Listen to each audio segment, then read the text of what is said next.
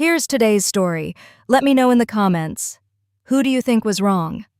I posted this, but it got removed, and I think it was maybe because I didn't make the malicious compliance clear enough, so I'm going to try again and make it extra clear.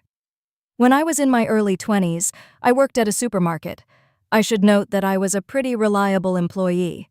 I was never late. In fact, I often got in early, and I rarely called in sick.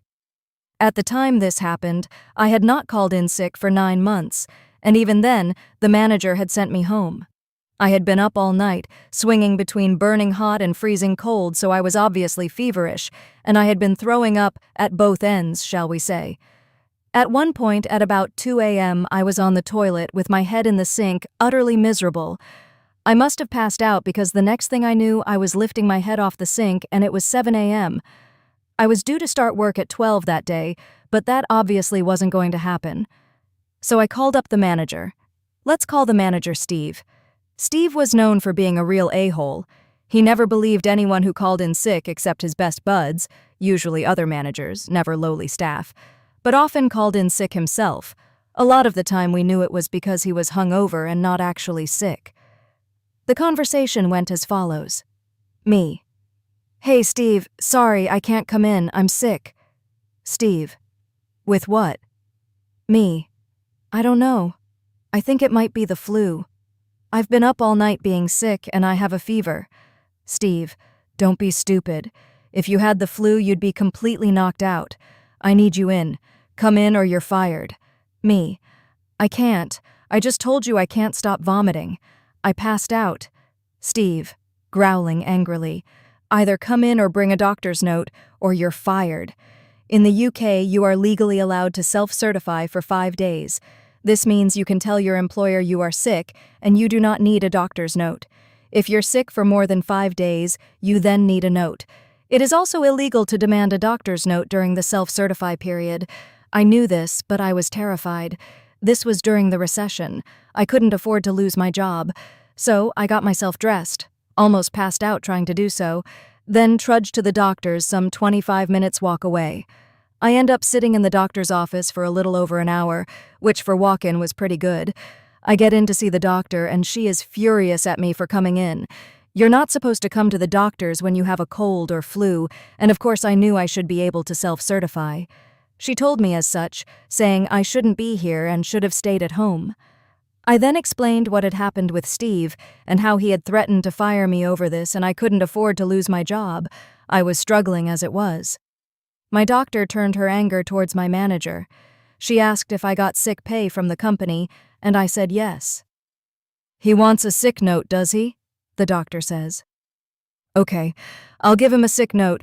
Now, my manager just wanted a note confirming I was sick, but instead my doctor wrote something along the lines of this.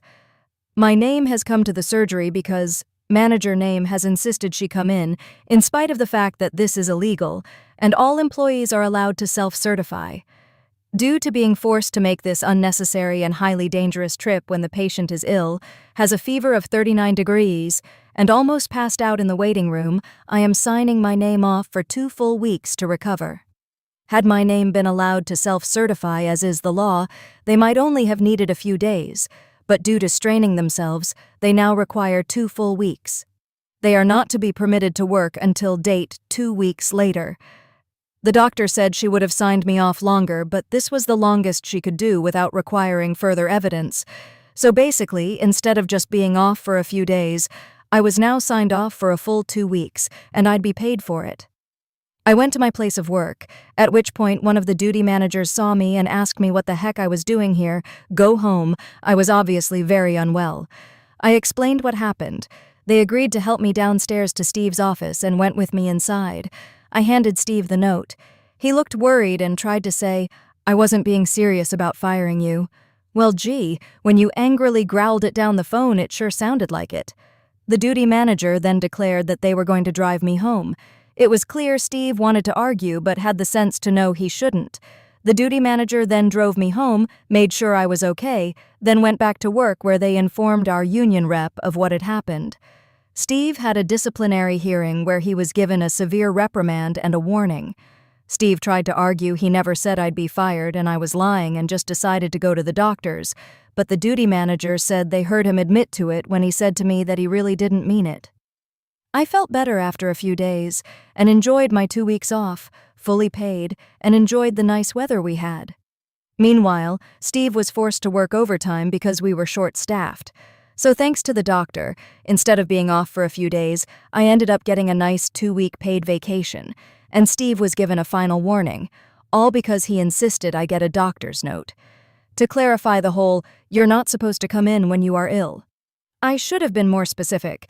The rule is, you're not supposed to come in when you have a cold or flu. The reason is, there's nothing a doctor can really do except recommend you take over-the-counter cold and flu meds. So it is recommended that you do not come in if you have a cold or flu, and instead take meds at home or pick some up at the pharmacy instead of risking infecting those waiting in the surgery.